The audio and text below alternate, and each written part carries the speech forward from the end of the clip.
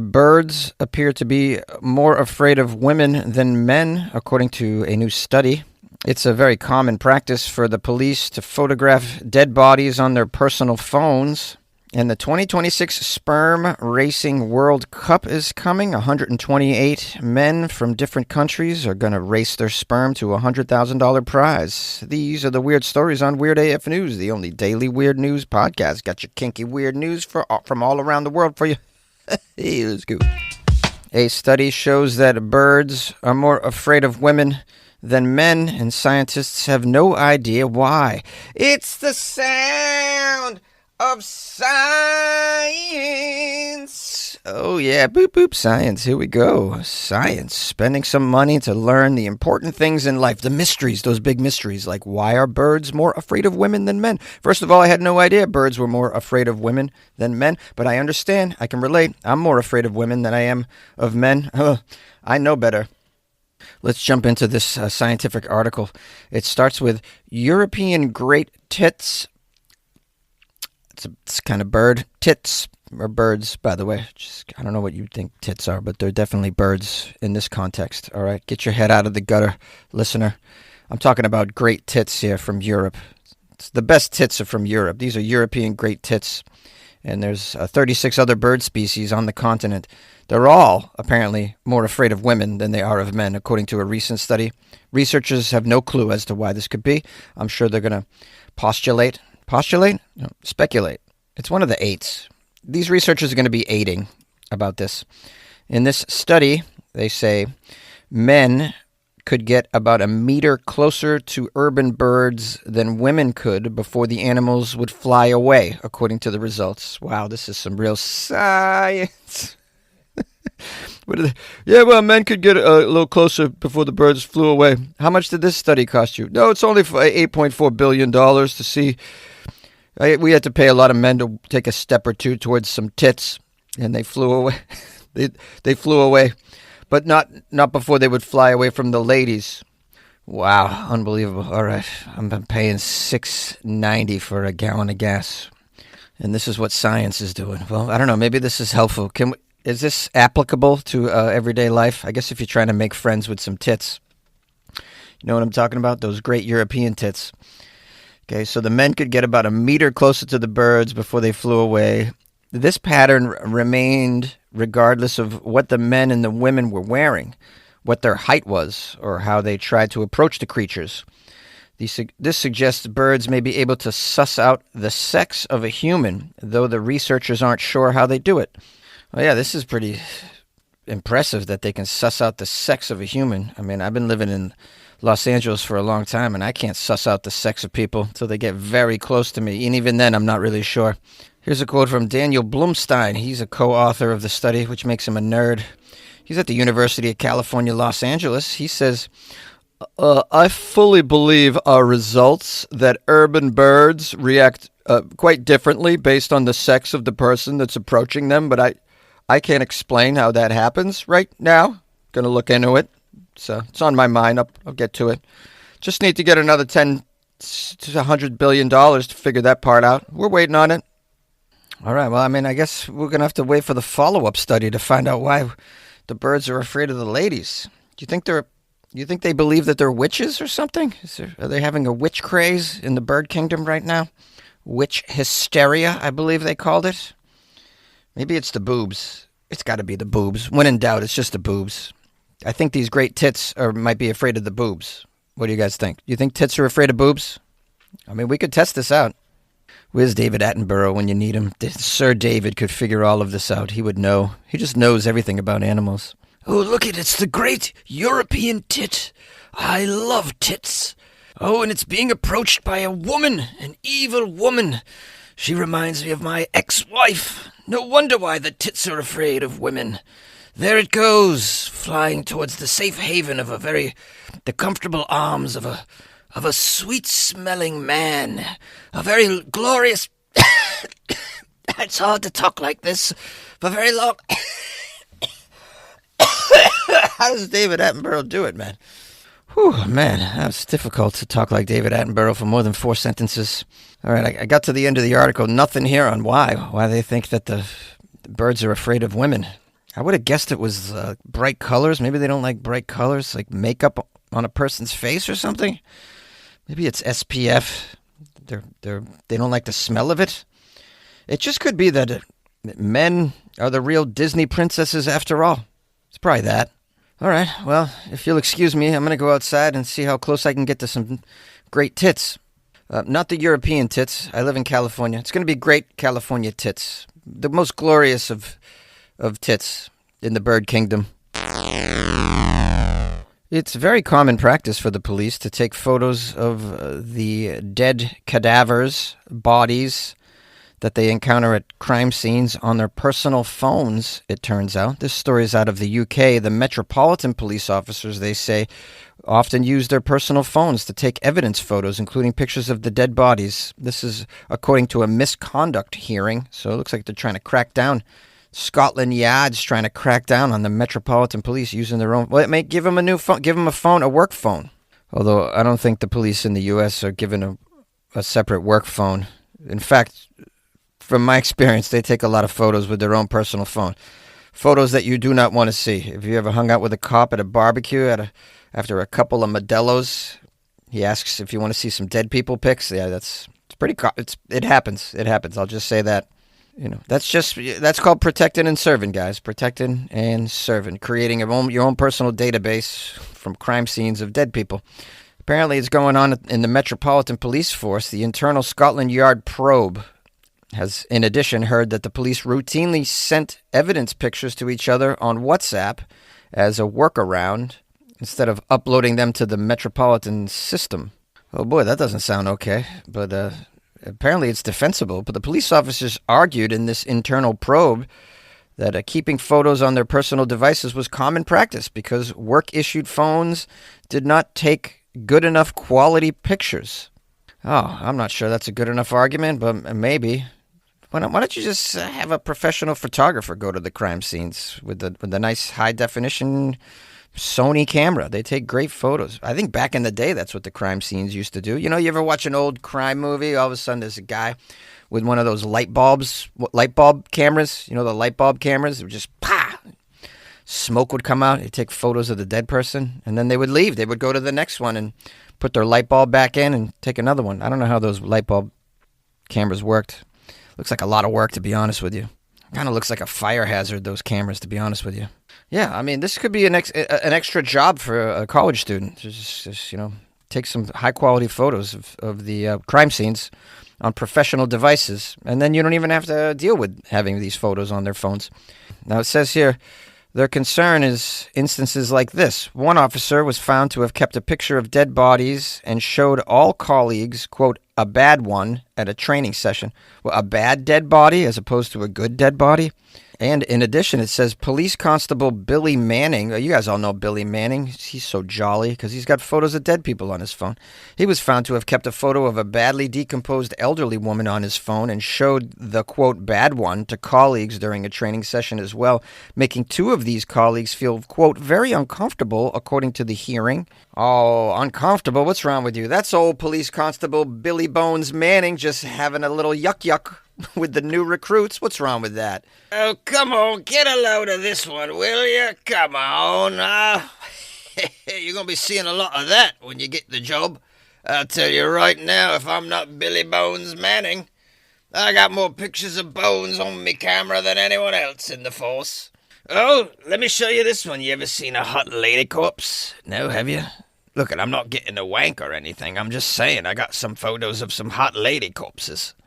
Billy Bones was arrested? It says his arrest and the subsequent investigation has revealed some confusion even within the force's senior leadership team about whether the officers should be allowed to use their personal phones for police work. Yeah, maybe not. Use your personal phones. I don't know. Is this weird? It seems weird to me. Do nurses do this as well? I bet you paramedics do this, right? EMTs use their personal phones to take photos of the deceased or whatever's going on. Can anyone give me the info? We got nurses out there. Do you use your personal phone at work for everything, including, photos of the patient's progress or regress, if that's the unfortunate case? All right, it repeats again.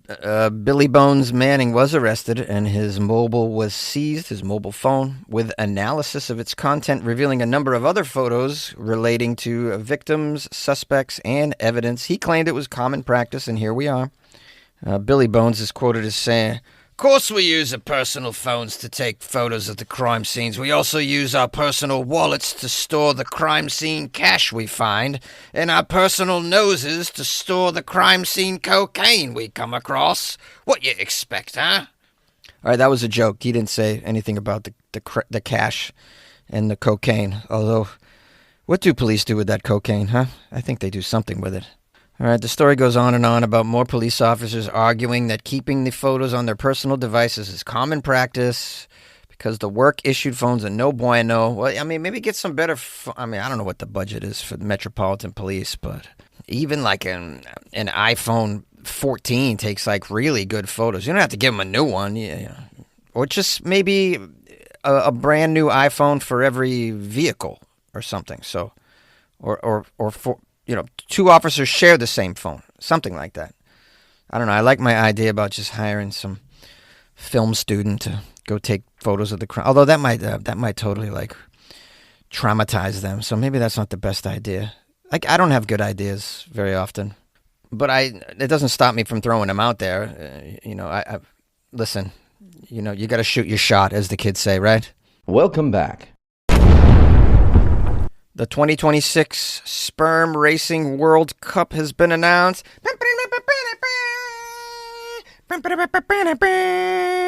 The 2026 Sperm Racing World Cup. Where is it? When is it? Can I participate? Although I had a vasectomy, so I'm going to have to do some work in the undercarriage to make me eligible, I'd imagine. I'd have to imagine if I got it reversed just to do this, this Sperm Racing World Cup. We have a group of entrepreneurs staging a competitive event in San Francisco in which semen samples from 128 men representing different countries around the world will be raced along a microscopic track, and there's going to be a $100,000 prize going to the man whose fastest sperm cell crosses the finish line first. Now, I covered a story last year about a sperm racing event that took place in Los Angeles. It wasn't from men all over the world, though, and there was no $100,000 prize from my recollection. To be honest with you, I'm not even sure it happened because I never did a follow-up story on that. I even looked into it, but this San Francisco event seems more exciting anyways because it's got men from representing all kinds of countries. The event is called the 2026 Sperm Racing World Cup. It's being promoted by its organizers as a, quote, science-based competitive sport designed to draw public attention to the declining male fertility rates worldwide. This is not a peer-reviewed scientific study, you should know, and it will not generate any publishable research data in any conventional sense either. Well, I mean, that's never stopped science before from moving forward with their stupid studies. So, all right, let's find out exactly how this is going to work. Are the men going to arrive in San Francisco to have a little sperm off to begin the race, or are they going to mail their samples? I don't think that's going to work, though. You can't mail your swimmers. Won't they be DOA? That's dead on arrival for those of you who watch crime shows. I mean, they're going to be DOA unless you freeze them, right? By the way, before I got my vasectomy, I made sure I froze my sperm. Just FYI. I think of everything, yeah. I mean, I didn't freeze them. I didn't freeze them professionally, just in the ice tray in my freezer right there. Should be fine, though. Maybe they'll accept those. I'll send in some cubes to the Sperm Racing World Cup 2026 committee. I just want to be involved in something cool, guys. That's all. Now, this project was created by some entrepreneurs named Eric and Garrett and Nick and Shane. Their motivation, they say, is public health awareness rather than original research. Here's what Eric says.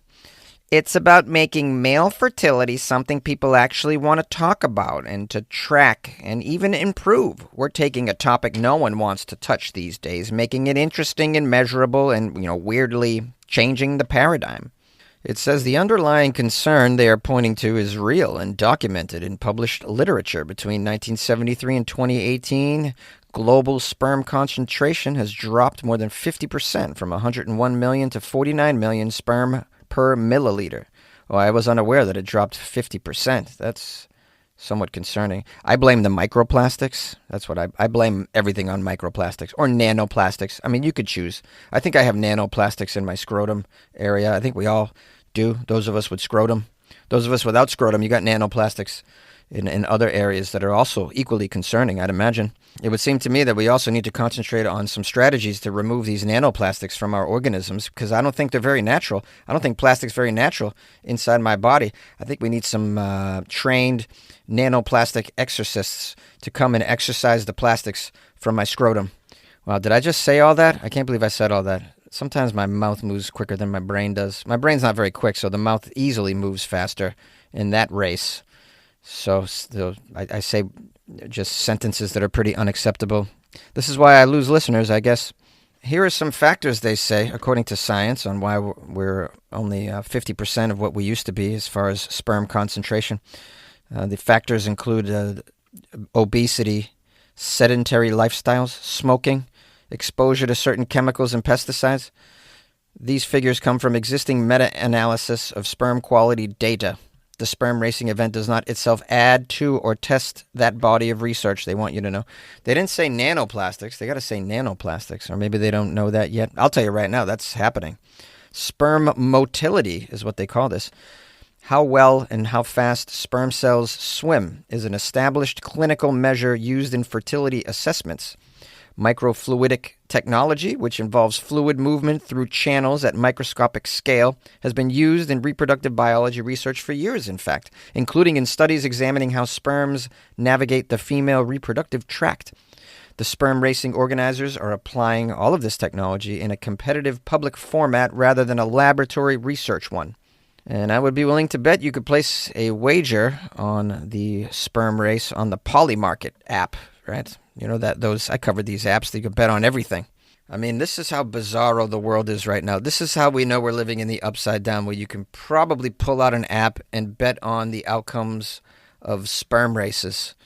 And this is all the more reason not to allow your sperm to leave your body, because we don't, I mean, how you want to procreate right now with all that's going on? You want to procreate in the middle of bizarro world 2026? Who wants to do that?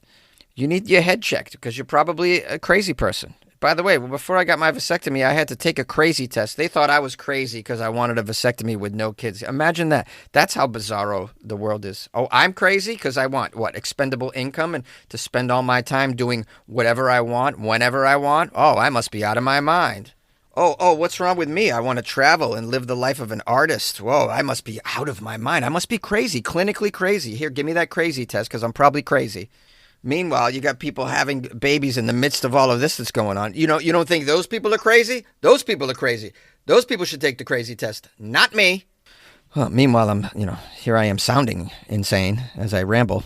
All right, you want details? I got details. Here's how the global sperm race is happening. It's going to feature 128 semen samples, each representing a different country, including North Korea. Wow, North Korea. How did they get involved in this? It's probably their leader's sperm at the end of the day, although you can't imagine his sperm's going to have a lot of motility, seeing what he looks like. All right, the 128 samples are going to race along a microscopic track in San Francisco at a yet-to-be-disclosed location. Oh, well, when is it happening? I'm going to be in San Francisco this weekend. Can I attend the sperm race? I'll just randomly root for some country's sperm. So, come on, Zimbabwe, let's go. Come on, Zimbabwe, let's go. Just have a bunch of people like, why is that white guy rooting for Zimbabwe so eagerly? I'll wave a Zimbabwean, is that how you say it? A Zimbabwean flag with I'll put a sperm in the middle of the symbol. All right, it says entrants are sent a kit with which to provide a semen sample, and that is mailed back to California and processed through advanced lab techniques such as incubation, sperm washing, pipetting, and through something called centrifuge. The purpose of this processing is to, quote, isolate and prepare the most viable sperm cells for the race. Under a microscope, the prepared cells are introduced into a custom microfluidic racetrack. The race course covers a straight distance of 400 microns, which is roughly 0.02 inches, approximately the size of a grain of salt. The race is only going to be as long as a grain of salt. This has got to be the shortest race in history. Well, this isn't going to be fun to watch at all. There'll be no time to cheer. I'll just be like, go! Oh, it's over.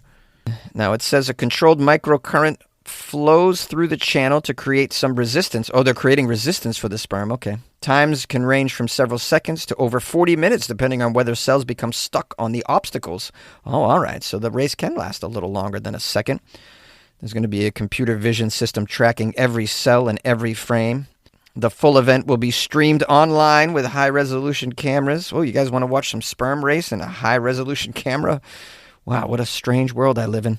There's going to be leaderboards, live leaderboards, and biometric data displays. It's going to be streamed where? How? I need this information. The competition uses a bracket format. Participants are grouped based on motility before entering a knockout-style bracket. The winner is the sperm cell that crosses the finish line first, and its donor receives the cash prize. The event has drawn more than 10,000 applicants from around the world. People that think they got a super sperm. Is your sperm super? Find out at the Sperm Race 2026. They should make a commercial like it's a monster truck. 20 Sperm World 2026. Yeah! Sunday, Sperm World. My article ends by saying this event is being promoted as the world's first sperm racing competition.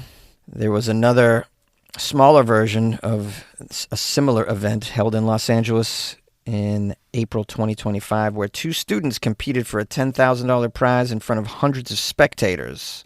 The winner completed the course in 1 minute and 3 seconds. Oh, yeah, that was the Los Angeles one I was referring to. I forgot there was a prize for that, $10,000. But there was only two competitors. I wonder how that happened. I don't remember much about that. But turns out that first competition actually got off. And for the winner, I'm sure it was a dream come true.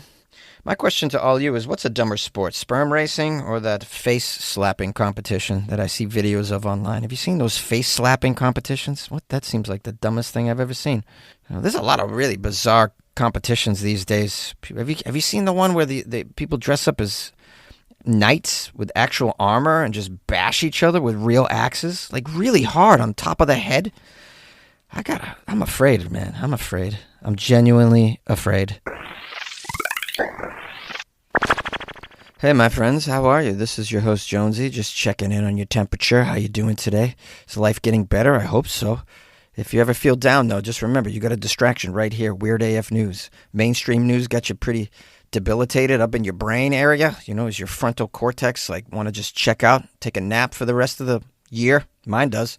But anyways, we got the Weird AF News as a little nice distraction. You're going to laugh a little bit, or if anything, at least you'll hear some stories and say to yourself, hey, you know what? My life ain't so bad. Listen to what happened to that guy.